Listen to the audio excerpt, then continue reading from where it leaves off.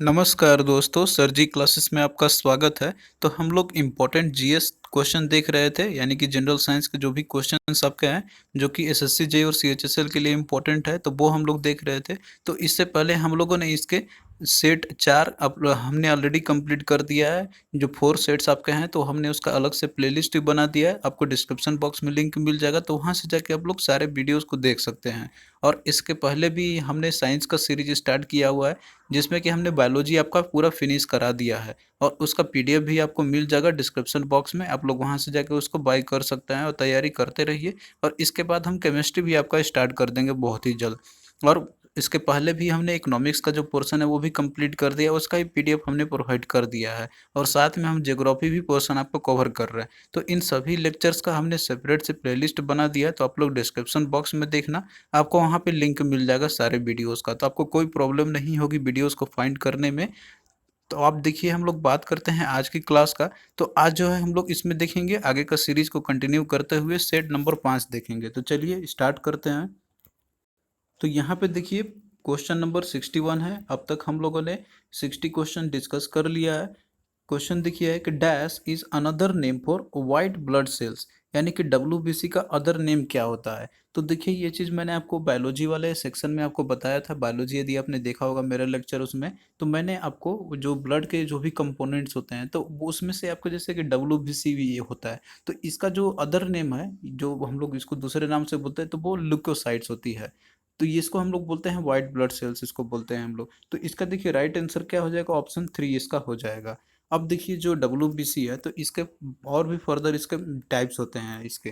जैसे कि एक होता है अग्रेनुलर और दूसरा होता है ग्रेनुलर टाइप के होते हैं। तो इसमें से भी फर्दर टाइप जो होते हैं इसके, जैसे कि एक लिम्फोसाइट, दूसरा मोनोसाइट्स हो गया। और उसमें से जो सबसे बड़ा होता है तो वो मोनोसाइट्स होता है। तो ये हमने बायोलॉजी में आपको ऑलरेडी अच्छे से डिस्कस किया हुआ है। और बाकी जो ग्रेनुलर जो है इसके, तो वो जैसे कि इसके 3 टाइप इसके होते हैं, बेसोफिल्स हो गया, न्यूट्रोफिल्स हो गया और एसिनोफिल्स हो गया। अब यहाँ पे देखिए, एक क्वेश्चन आपका इसमें से कंपैरिजन करने के बेसिस पे भी आपका आ सकता है कि जैसे जो ब्लड कॉर्पसेल्स जो होते हैं हमारे शरीर के अंदर में, तो वो 3 टाइप्स के इसके होते हैं। तो पहला जैसे कि आरबीसी, इसको हम लोग रेड ब्लड कॉर्पसेल्स बोलते हैं हम लोग। और इसका जो अदर नेम है तो वो इरिथ्रोसाइट बोलते हैं हम लोग। और जो डब्ल्यूबीसी है, तो इसको हम लोग लिकोसाइट्स बोलते हैं, जिसकी इसका अदर नेम है। और तीसरा है ब्लड प्लेटलेट्स, तो इसको हम लोग थ्रोम्बोसाइट्स बोलते हैं। अब यदि इनका रेशियो में हम बात करते हैं, तो देखिए आरबीसी इज टू डब्ल्यूबीसी और प्लेटलेट्स, तो इन कॉम्बिनेशन में जो सबसे ज़्यादा मात्रा में पाया जाता है तो वो है आरबीसी। फिर उसके बाद प्लेटलेट, और सबसे कम रहता है डब्ल्यूबीसी। तो इनका रेशियो जो रहेगा आपका, तो ये है 600:1:40। तो ये एक सिंपलेस्ट रेशियो के फॉर्मेट में है। तो इतना मतलब कि रहेगा इनका, यानी कि अगर एक डब्ल्यूबीसी है तो आरबीसी कितना रहेगा उसका, 600 टाइम्स रहेगा। और प्लेटलेट्स कितना रहेगा, वो 40 टाइम्स रहेगा, अगर एक डब्ल्यूबीसी का कंपोनेंट रहती है तो ये आप लोग इसको रेशियो को भी याद रखना। इसी से आप लोग अंदाज़ा भी लगा सकते हैं कि कौन जो है सबसे ज़्यादा मात्रा में जो भी मतलब कॉर्पसल्स है पाए जाते हैं, तो वो आरबीसी आपका हो जाएगा। अब यहाँ पे देखिए, जो आरबीसी है, तो इसका जो लाइफ स्पेन होता है तो वो लगभग 120 डेज का होता है। और जो डब्ल्यूबीसी है, तो इसका लाइफ स्पेन जो है वो 5 to 7 डेज का ही होती है। और जो आरबीसी है, इसमें कोई भी न्यूक्लियस नहीं होती है, और जो इसका शेप होता है तो वो बायो कनकेव शेप होती है। अब यहाँ पे देखिए, जो आरबीसी है इसमें न्यूक्लियस नहीं होती है, लेकिन जो डब्ल्यूबीसी है तो इसमें न्यूक्लियस प्रेजेंट होती है। तो ये सारा चीज़ जो है आप लोग इसको अच्छे से याद रखना। और डिटेल में यदि आपको स्टडी करना है तो आप लोग बायोलॉजी वाला लेक्चर देखना मेरा, हमने पढ़ा दिया है इसका पूरा बिल्कुल डिटेल में, तो वहाँ पे आपको और भी सारी चीज़ जो है डाउट आपको क्लियर हो जाएंगे। फिर नेक्स्ट क्वेश्चन देखिए कि dash is a butterfly shaped gland. इसमें आपको बताना है कि कौन सा जो है एक तितली के आकार की ग्रंथि है। तो इसका देखिए राइट आंसर आपका हो जाएगा, इसका थायराइड ग्लैंड हो जाएगा, यानी कि ऑप्शन 2 आपका हो जाएगा। तो देखिए, जो थायराइड ग्लैंड है, तो ये जैसे कि नेक में प्रेजेंट रहता है, यानी कि गर्दन में प्रेजेंट रहता है। तो इसका जो स्ट्रक्चर है, तो ये आपको फिगर में जैसे कि दिख रहा होगा, तो ये एक बटरफ्लाई शेप का ही स्ट्रक्चर रहता है, तो इसीलिए इसको बटरफ्लाई शेप्ड ग्लैंड भी बोलते हैं हम लोग। तो राइट आंसर क्या, ऑप्शन 2 हो जाएगा इसका। नेक्स्ट क्वेश्चन देखिए कि rainbow is form due to dash phenomenon of light. तो आपने रेनबो देखा होगा रेनी सीजन के दिन में, या फिर कभी भी और भी फिनोमिना जो होते हैं ये निकल लेते हैं रेनबो का। तो ये जो है ये किसके चलते होती हैं, लाइट के फिनोमिना का। तो देखिए, इसका जो आंसर आपका ऑप्शन 1 हो जाएगा, यानी कि रिफ्लेक्शन, रिफ्रैक्शन और डिस्पर्सन।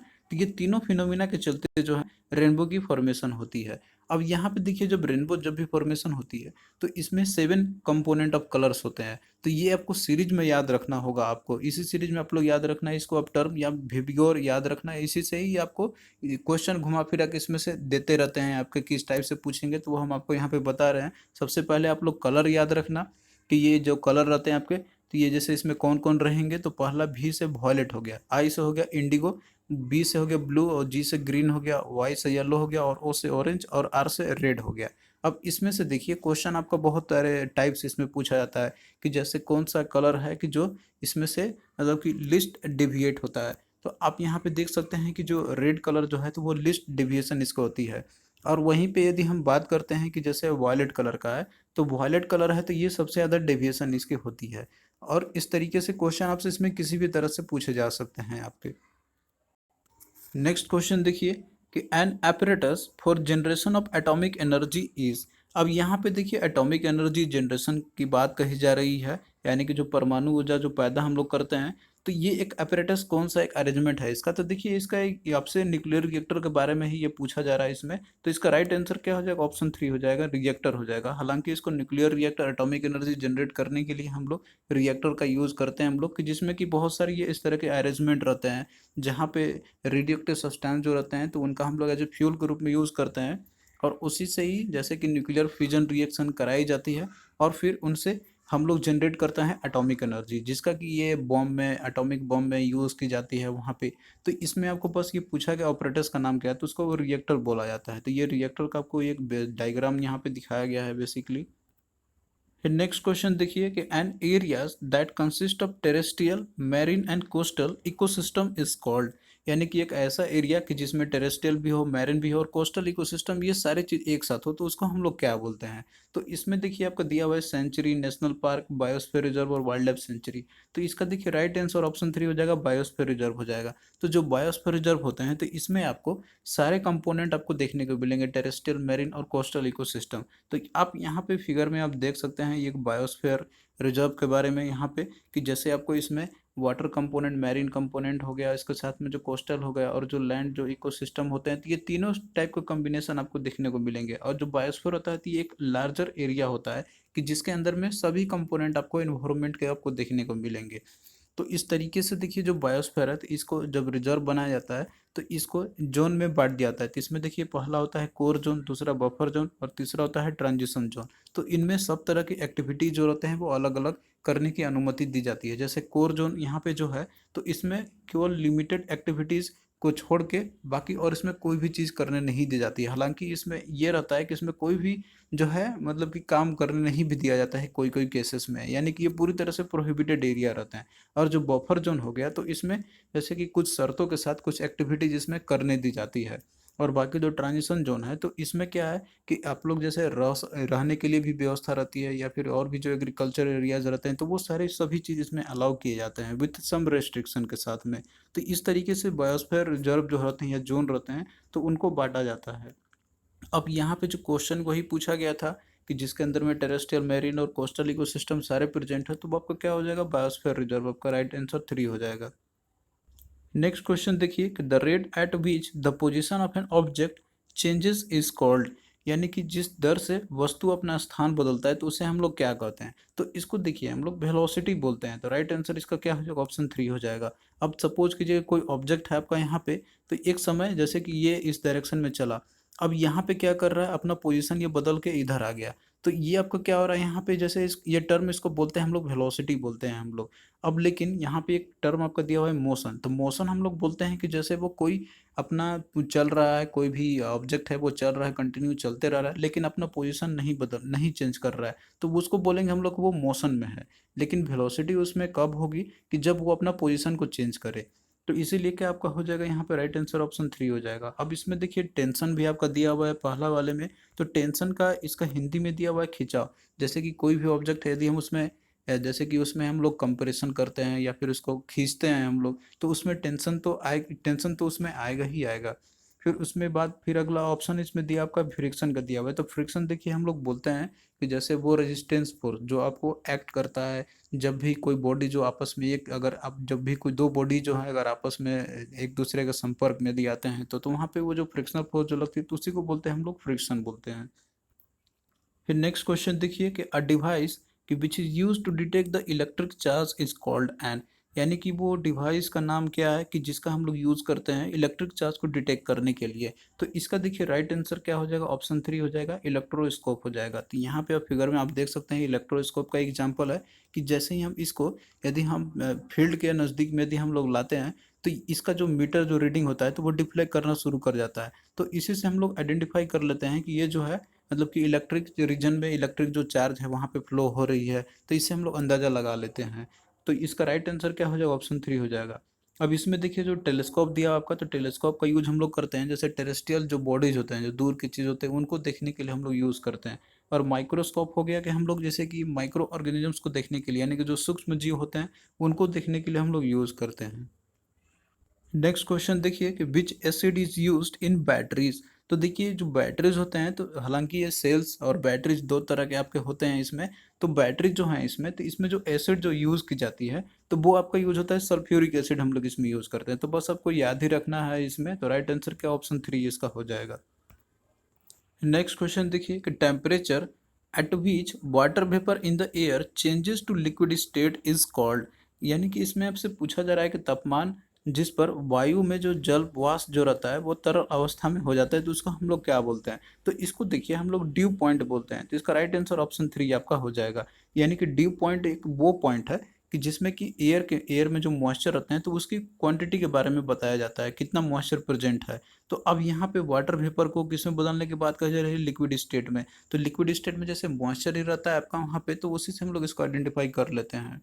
और बाकी इसको देखिए जितना जितना ड्यू पॉइंट जो आपका जैसे कि रहती है यानी कि ड्यू पॉइंट अगर जितना भी ज़्यादा रहेगा अगर वो हायर रहेगा तो ये अगर हायर मॉइस्चर का कंटेंट वहाँ पे रहेगा इन्वायरमेंट में तो अब कोई भी टेम्परेचर पे यदि मान लीजिए कि मॉइस्चर अगर बहुत ज़्यादा है तो इसका मतलब वो क्या नोट कर रहेगा कि उसका जो ड्यू पॉइंट है वो बहुत ही हायर है। अब यहाँ पे देखिए जैसे दिया आपका यहाँ पे ऑप्शन ए वन आपको दिया हुआ सेचुरेशन पॉइंट। सेचुरेशन पॉइंट का मतलब होता है कि एक ऐसा पॉइंट कि जहाँ पे आके अब कोई भी कंडीशन में जो कोई भी अगर कोई भी सब्सटेंस है वो अगर अपना स्थिति में आ चुका है तो वो अपना फिर वो कंडीशन नहीं बदलेगा। यानी कि इधर वो सॉलिड स्टेट में आ चुका है तो फर्दर वो अपना कोई भी स्टेट वो चेंज नहीं कर पाएगा क्योंकि वो एक सेचुरेशन पॉइंट पे अचीव हो चुका है। तो इसको आप सिंपल टर्म में आप समझ सकते हैं कि जैसे यदि आप बहुत ही लंबे समय तक आप पढ़ते रहते हैं तो एक आपका एक समय होता है कि जब आपका दिमाग काम करना बंद कर देता है। या यदि उसके बाद आप लोग पढ़िएगा तो वो आपके फिर अंदर दिमाग में जाएगा ही नहीं कि क्या हम पढ़ रहे हैं क्या नहीं सीख रहे हैं। तो वो आपका क्या हो रहा है कि माइंड जो है सेचुरेशन में आ चुका है आपका। यानी कि वो अब आगे जो है कुछ भी आप इनपुट अब दीजिए तो उसमें कोई भी उसमें नहीं आ पाएगा, स्टोर नहीं हो पाएगा। तो ये एक सिंपल टर्म में समझने के लिए है। फिर अगला इसमें देखिए आपका दिया हुआ था व्यू पॉइंट। तो व्यू पॉइंट तो जैसे कि क्या आपका हो गया कि एक दृष्टिकोण मतलब है कि कोई आपका मतलब कि क्या आपका हो गया कि किस दृष्टि से आप देख रहे हैं, आपका व्यू पॉइंट क्या है किसी चीज़ को लेते हुए। फिर उसमें आपको जैसे ह्यूमिडिटी पॉइंट आपका दिया हुआ है तो ह्यूमिडिटी कितना प्रेजेंट है तो ये उस तरह से रिलेटेड है इसका। बट इस एग्जैक्ट डेफिनेशन जो इसका है वो ड्यू पॉइंट आपका हो जाएगा। तो राइट आंसर ऑप्शन 3 इसका हो जाएगा। अब देखिए यहाँ पे जो ड्यू पॉइंट है तो ये एक वो टेम्परेचर होता है कि जिस टेम्परेचर पे एयर जो है वो कूल होना शुरू होती है। नेक्स्ट क्वेश्चन देखिए the planet with the most moons in the solar system is. तो यहाँ पे आपको बताना है कि वो कौन सा प्लानेट है कि जिसमें मोस्ट मून्स है सोलर सिस्टम के अंदर में। तो इसमें देखिए आपका जैसे कि ऑप्शन इसमें आपका दिया हुआ है यहाँ पे जैसे जुपिटर और सैटर्न है आपका। हालांकि ये देखिए डेटा आपका ओल्ड वाला है। तो अब क्या है कि सैटर्न पे सिंस क्या है कि 20 न्यू मून्स का डिस्कवरी किया गया है तो अब जो है इसकी संख्या जो है 62 ना रहने के बजाय अब कितना आपका हो गया है तो ये 82 हो चुका है। तो इस तरीके से देखिए जो सैटर्न है तो ये सबसे ज़्यादा यहाँ पे क्या है नंबर ऑफ जो मून्स है वो सबसे ज़्यादा है। लेकिन यहाँ पे ऑप्शन में यदि आप देखिएगा यहाँ पे जैसे कि दिया हुआ है आपका इसमें इसमें वेनस है, मार्स है, प्लूटो और जुपिटर है। इसमें आपका सैटर्न के बारे में कहीं भी नहीं दिया हुआ है। तो इस तरीके से यहाँ पे जो आंसर आपका होगा वो तो जुपिटर हो जाएगा। लेकिन आपका यदि मान लीजिए सैटर्न भी दिया रहता ऑप्शन में तो उस समय आपको सैटर्न को टिक करना होगा। ये पुराना डेटा है। जुपिटर के पास 79 टोटल सैटेलाइट्स है, नेचुरल सैटेलाइट। हालांकि सैटर्न के ऊपर में जो कि हैं 20 नए यहाँ पे डिस्कवरी की गई है नेचुरल सैटेलाइट की। तो इस तरीके से जिसके पास टोटल कितने हो गए, 82 मून्स हो गए। तो ये क्या हो गया, सोलर सिस्टम को एक तरीके से ये बॉस कहलाएगा अब ये। तो आपका ऑप्शन पे डिपेंड करेगा कि उसमें आपका क्या दिया हुआ है। तो आप लोग इन सारे नंबर को याद रखना। जैसे कि यहाँ पे मरकरी और वेनस के पास एक भी सैटेलाइट नहीं है इनका, यानी कि number of moon natural satellite की हम बात करें यहाँ पे। और वहीं अर्थ का एक जो कि या जैसे कि एक ही नेचुरल सैटेलाइट है जो कि मून है। और मार्स के पास दो हैं, जुपिटर के पास 79 है और इसके पास 82 है। और फिर जो यूरेनस है इसके पास 27 है और नेपच्यून के पास 14 है। तो इस तरीके से आप लोग इसको अरेंज भी कर सकते हैं। सबसे पहले सैटर्न होगा, फिर जुपिटर आपका हो जाएगा, उसके बाद यूरेनस, फिर नेपच्यून, फिर मार्स और उसके बाद अर्थ। और किसके पास नहीं है, तो मरकरी और वेनस के पास। तो ये भी क्वेश्चन आपसे पूछा जा सकता है। नेक्स्ट क्वेश्चन देखिए कि east converts the sugar of wine grapes into, यानी कि जो ईस्ट होते हैं तो वो जो है यानी कि कन्वर्ट कर देते हैं शुगर, यानी कि जो वाइन रहता है उसको किस में कन्वर्ट कर देंगे। तो इसका देखिए राइट आंसर ऑप्शन 4 आपका हो जाएगा, अल्कोहल हो जाएगा। तो देखिए जो शुगर जैसे कि वाइन ग्रेप जो रहते हैं तो वो जो है कन्वर्ट हो जाते हैं अल्कोहल में। तो इसमें हेल्प करता है कौन, तो ईस्ट हेल्प करती है। इसको हम लोग हिंदी में खमीर भी बोलते हैं हम लोग। तो रोल जो ईस्ट का होता है इनका वाइन मेकिंग में, इनका बहुत ज़्यादा हेल्प ली जाती है इनका। और इस प्रोसेस को बोलाता है फर्मेंटेशन प्रोसेस हम लोग बोलते हैं। क्योंकि देखिए जो ईस्ट है तो ये कन्वर्ट करते हैं शुगर में, यानी कि जो वाइन ग्रेप्स का जो शुगर रहती है तो उसको अल्कोहल में कन्वर्ट करने के लिए यहाँ पे एब्सेंस ऑफ ऑक्सीजन में की जाती है। तो ये आप लोग इसको याद रखना। अब इस प्रोसेस में देखिए जो कार्बन डाइऑक्साइड जो है इसके अंदर में, जो कि इस प्रोसेस में ये भी रिलीज होती है। नेक्स्ट क्वेश्चन देखिए कि unit of measurement of wind speed is called, यानी कि जो विंड स्पीड होती है तो उसका मेजरमेंट करने के लिए यूनिट कौन सा है।